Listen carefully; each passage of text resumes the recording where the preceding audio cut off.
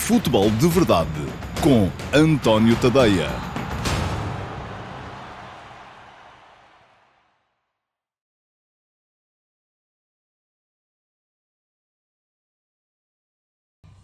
Ora então, olá a todos, muito bom dia, sejam muito bem-vindos à edição inaugural do Futebol de Verdade para 2023-2024. O Futebol de Verdade vai mudar de formato, mas aquilo que vocês precisam de saber para já é que todos os dias, de segunda a sexta-feira, ao meio-dia e meia, eu vou estar aqui com o programa que vou fazer chegar até vós, embora com novos moldes. Futebol de Verdade.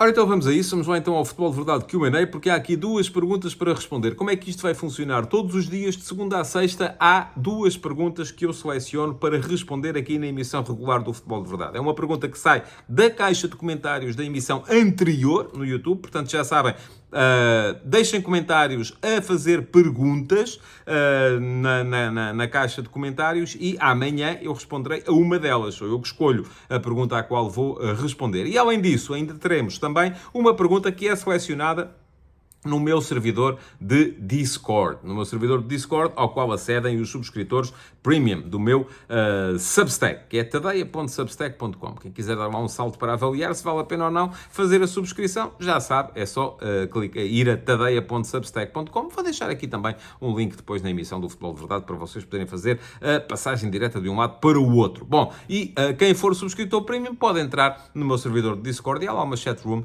que se chama precisamente Perguntas do Discord, que é para deixarem perguntas às quais eu respondo aqui no Futebol de Verdade do dia seguinte. Ora, muito bem. A primeira pergunta à qual vou responder é a que ficou do YouTube. Foi alguém que fez uma pergunta nas emissões de explicação do que ia ser o novo Futebol de Verdade para esta nova época. E a pergunta em causa é esta, vem do David Carvalheiro. Muito obrigado, David, pela sua pergunta. E pergunta ao David o seguinte: muito boa tarde, António. Relativamente ao ranking de Portugal, será que existe alguma possibilidade de cairmos ainda mais no ranking, visto que vai ser difícil termos sequer qualquer equipa na fase de grupos da Liga Conferência? Abraço e bom programa. Muito obrigado, David. Um abraço para si também. Muito bem. Registro o pessimismo do David relativamente à possibilidade do Aroca ainda chegar à fase de grupos da Liga Conferência. É possível, ainda não jogou sequer. O Vitória já foi, e foi de uma forma, enfim, muito criticável, do meu ponto de vista, porque era superior ao NK Celje da Eslovénia, mas foi eliminado, portanto não vai fazer mais pontos esta época para Portugal. Em relação à pergunta do David, a minha resposta para si, David, é: acho altamente improvável que isso venha a acontecer. Não creio que seja possível que Portugal venha a perder mais pontos. Vamos fazer contas? Vamos a isso. Mantenham a vossa atenção, mantenham o foco, porque são muitos números. Ora, muito bem. Esta época, nós já sabemos que na época passada Portugal perdeu o 6º lugar do ranking da UEFA para os Países Baixos.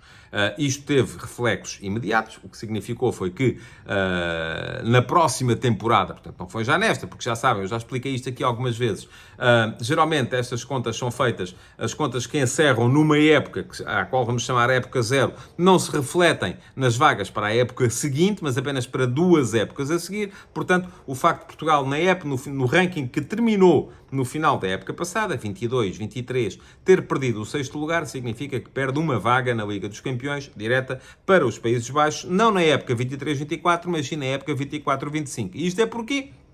Porque as equipas precisam de saber, quando estão a entrar para as novas temporadas, precisam de saber quantas vagas há. Seria estranho uma equipa estar... Embora este ano haja uma novidade, que é uma das vagas extra na Liga dos Campeões, a partir da próxima época, vai ser atribuída ao país que tiver o melhor ranking neste ano em específico. E, portanto, nós ainda temos essa possibilidade. Se formos o melhor país do ranking neste ano, teremos mais uma vaga na próxima Liga dos Campeões. E aí, essa ninguém sabe no início da época quem é que a vai ter. Mas, regra geral, aquilo que acontece é que quem está e quem vai conseguir, quem vai chegar lá nos campeonatos este ano já sabe quais são as vagas que vai ter na próxima temporada. E na próxima temporada Portugal tem uma vaga, vai ter uma vaga direta na Liga dos Campeões para o Campeão Nacional e apenas uma na pré-eliminatória para o segundo classificado. O terceiro já não vai para lá. Mas bom, portanto já sabemos, perdemos na época passada esse 6º lugar para os Países Baixos, mas o que é que acontece todos os anos? Todos os anos os países deitam fora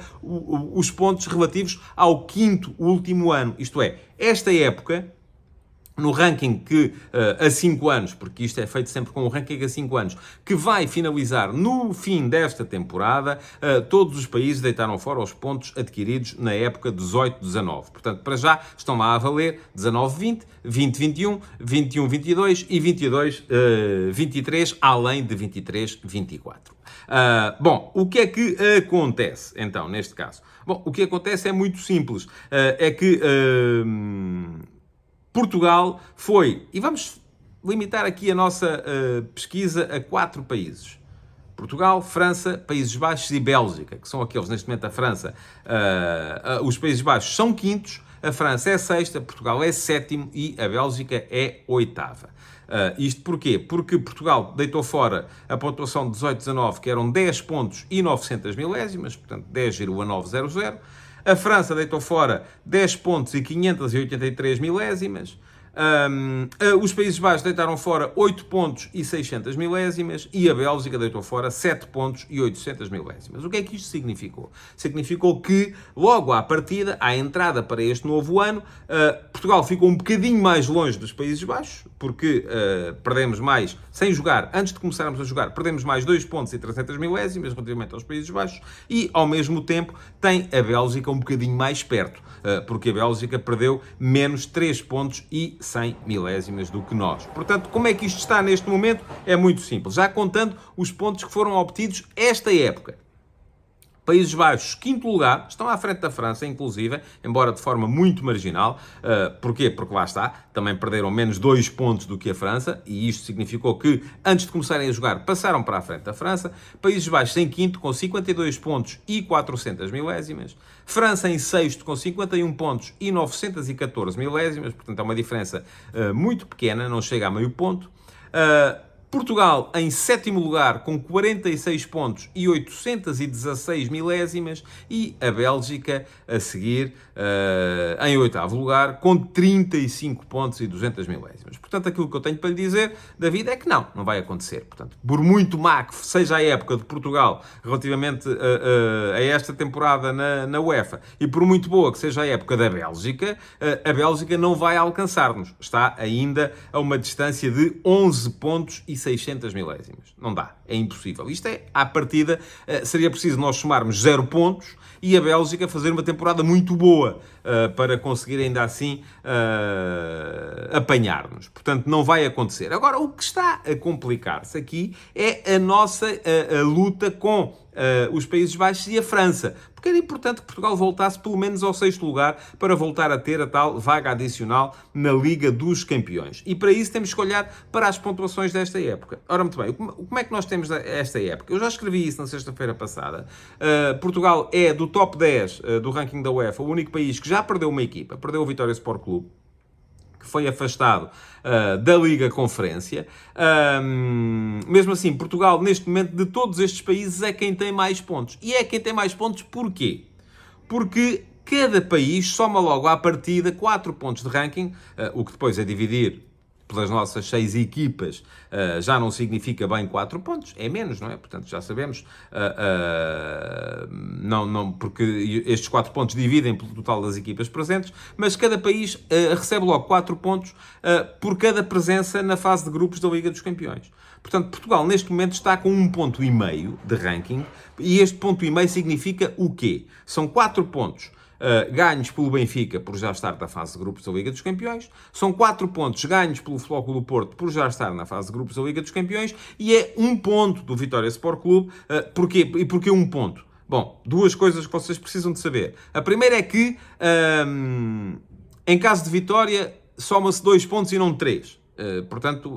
Mas agora mas 2 pontos, o Vitória ganhou na Eslovénia por 4-3, porque é que só soma 1 ponto? É que nas pré-eliminatórias os pontos dividem por 2, isto é, contam só metade. Portanto, Portugal tem neste momento 4 pontos do Benfica, 4 pontos do Porto, 1 ponto do Vitória, total 9 pontos a dividir por 6 equipas, e isto vai ser sempre assim até a final da época, o divisor é sempre o mesmo, é 6, são 1,5 ponto, é aquilo que nós somamos aos 4 anos anteriores. É o que temos neste momento. Temos ponto e meio, temos que engrossar muito esta maquia para podermos lutar com os dois que estão à nossa frente, a França e os Países Baixos, sendo que a França está a 5 pontos, mais coisa, menos coisa, e os Países Baixos estão a 5 pontos e meio, mais coisa, menos coisa. E como é que estão os outros? Bom, a França, neste momento, ainda não teve equipas em prova,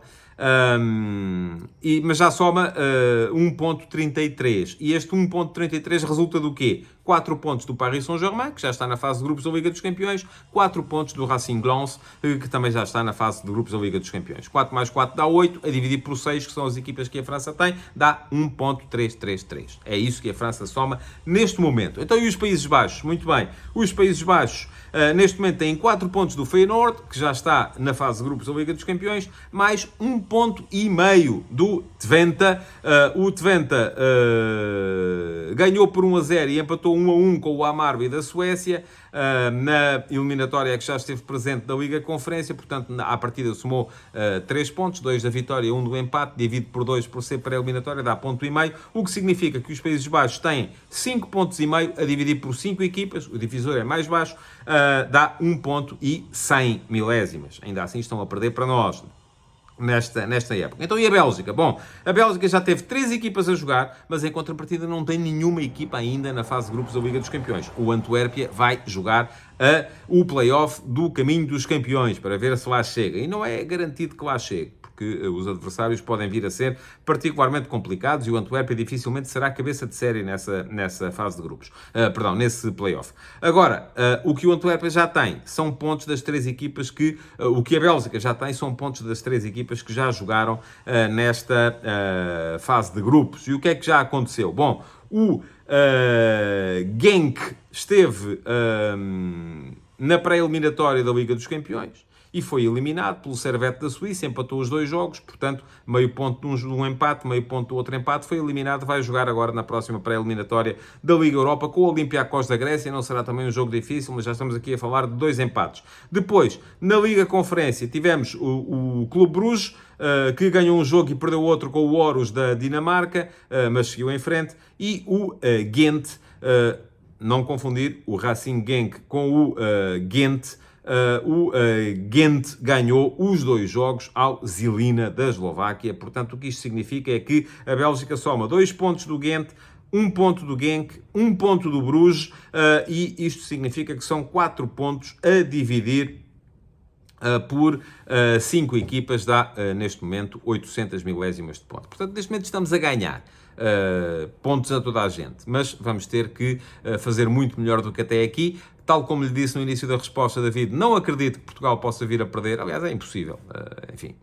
É impossível que Portugal possa vir a perder o 7º lugar que ocupa neste momento, mas vai ser preciso pedalar muito para conseguirmos ganhar pontos a quem está à nossa frente. Países Baixos, já o disse, 5,5 pontos e a França a 5 pontos. Isto significa 5 pontos multiplicados pelos 6 clubes, significa que são 30 pontos que é preciso fazer e que os outros não fizessem nenhum. Portanto, também vai ser muito difícil chegarmos lá. Eu arrisco a dizer aqui, hoje, dia 7 de agosto de 2023, que Portugal vai acabar esta época no 7º lugar do ranking da UEFA, que é aquele em que está neste preciso momento. Bom, respondida então esta pergunta, e há ainda espaço para a pergunta do Discord. E deixem-me só, preciso de ir aqui à procura para ver onde é que ela está.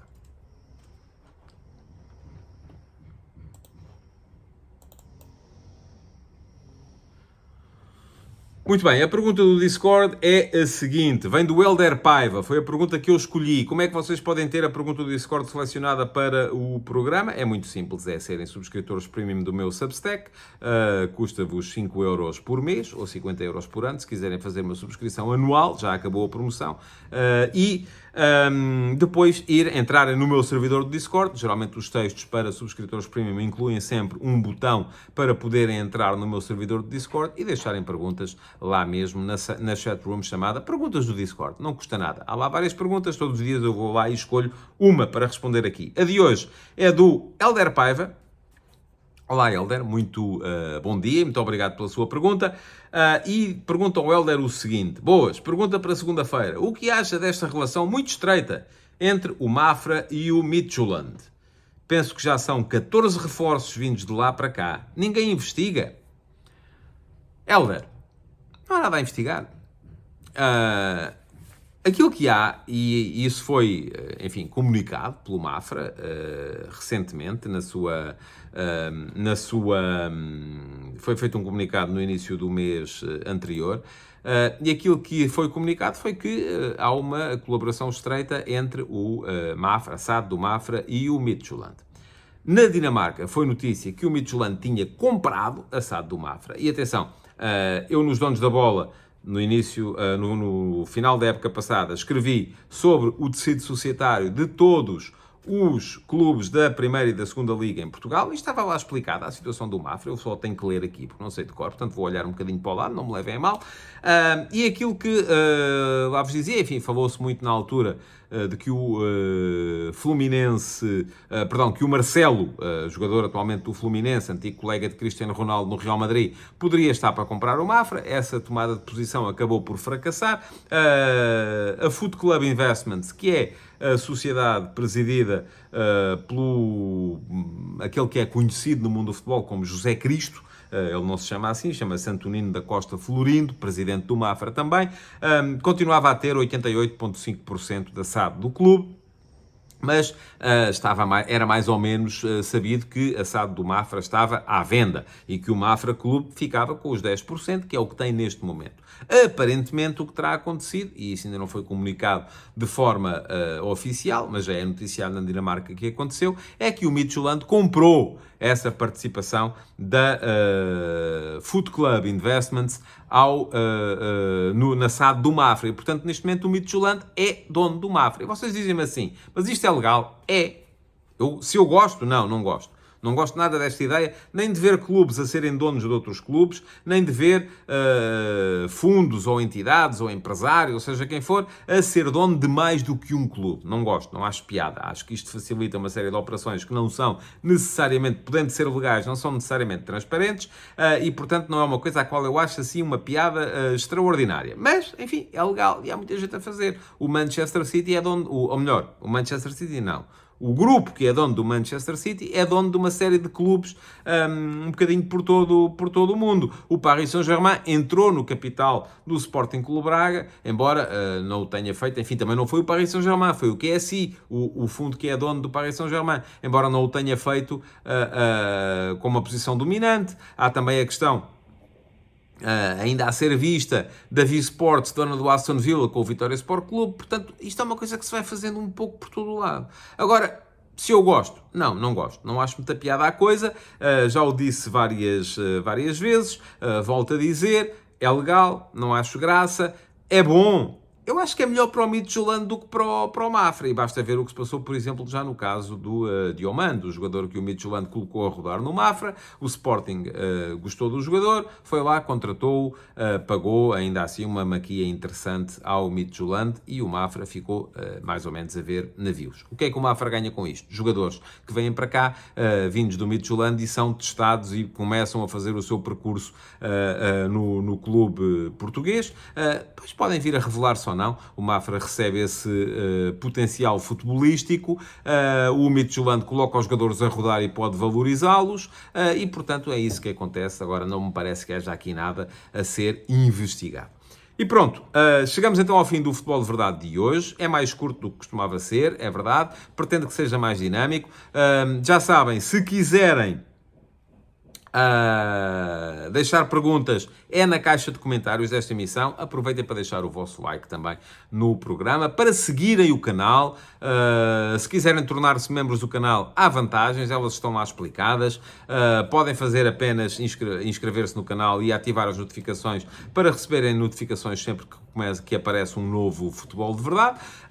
Mas já sabem, esta semana o programa está feito, vai ser assim: Hoje houve Futebol de Verdade Blitz e Futebol de Verdade Q&A. Amanhã será igual, Futebol de Verdade Blitz e Futebol de Verdade Q&A. Na quarta-feira já vamos ter, além do Futebol de Verdade Blitz e do Futebol de Verdade Q&A, ainda o Futebol de Verdade Flash, com a revisão do jogo entre o Sporting Clube Braga e o Bacca Topola. Para quem for subscritor premium do meu Substack ou membro do clube do canal, vai ter ainda amanhã, terça-feira, uma edição, a primeira, do Futebol de Verdade Report, que é o programa de análise tática que eu vou levar até aos subscritores premium do meu Substack e aos membros do clube do canal, todas as terças-feiras, ao final da tarde. Muito obrigado por terem estado aí desse lado. Espero ter-vos cá comigo amanhã, outra vez, em mais uma edição do Futebol de Verdade. Até lá! Futebol de Verdade, em direto de segunda a sexta-feira, às 12h30.